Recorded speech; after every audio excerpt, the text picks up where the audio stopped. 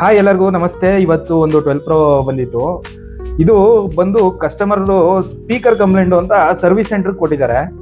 Service ಸೆಂಟ್ರಲ್ಲಿ ಏನಂದಿದ್ದಾರೆ, Apple authorised service ಸೆಂಟ್ರಲ್ಲಿ ಸ್ಪೀಕರ್ ಚೇಂಜ್ ಮಾಡಬೇಕು ಅಂದ್ರೆ ಡಿಸ್ಪ್ಲೇನು ನಾವು ಬದಲಾಯಿಸಬೇಕಾಗತ್ತೆ, ಡಿಸ್ಪ್ಲೇ ಕಾಸ್ಟ್ ಆಗುತ್ತೆ ಅಂತ ಕಸ್ಟಮರ್ ಹೇಳಿದ್ದಾರೆ.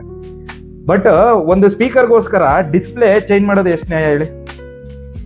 ಅದಕ್ಕೆ ಕಸ್ಟಮರ್ಗೆ ಹೇಳಿದೆ, ತಲೆ ಕೆಡ್ಸ್ಕೋಬೇಡಿ ಸರ್, ಇದನ್ನ ಬರೀ ಸ್ಪೀಕರ್ ಮಾತ್ರ ರೀಪ್ಲೇಸ್ ಮಾಡ್ಬೋದು. ನೋಡಿ, ಇದು ಸ್ಪೀಕರು, ಇದನ್ನ ಮಾತ್ರ ರೀಪ್ಲೇಸ್ ಮಾಡ್ಬೋದು, ಡಿಸ್ಪ್ಲೇ ಚೇಂಜ್ ಮಾಡೋ ಅವಶ್ಯಕತೆ ಇರಲ್ಲ ಅಂತ ಹೇಳಿದ್ಕೆ ಕಸ್ಟಮರ್ ಖುಷಿಯಾಗಿ ಕೊಟ್ಬಿಟ್ಟು ಹೋಗಿದ್ದಾರೆ. ಇದನ್ನ ಡಿಸ್ಪ್ಲೇ ತೆಗೆದ್ಬಿಟ್ಟು ಜಸ್ಟ್ ಸ್ಪೀಕರ್ ಮಾತ್ರ ರೀಪ್ಲೇಸ್ ಮಾಡೋಣ ಬನ್ನಿ. ಓಕೆ ನೋಡಿ, ಜಸ್ಟ್ ಇದೊಂದು ಸ್ಪೀಕರ್ ತೆಗೆದ್ವಿ, ರೀಪ್ಲೇಸ್ ಮಾಡಿದ್ವಿ. ಇದು ಓಲ್ಡ್ ಒನ್ನು.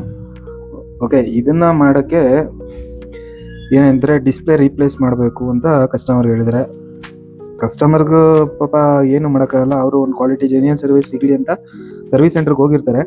ಬಟ್ ಅಲ್ಲೇ ಇವರು ಅವ್ರ ಪ್ರಾಡಕ್ಟ್ ಬಗ್ಗೆನೇ ಈ ಥರ ಮಾಡಿಕೊಂಡ್ರೆ ಯಾವ ಕಸ್ಟಮರ್ ಸರ್ವಿಸ್ ಸೆಂಟ್ರಿಗೆ ಹೋಗ್ತಾರೆ ಹೇಳಿ?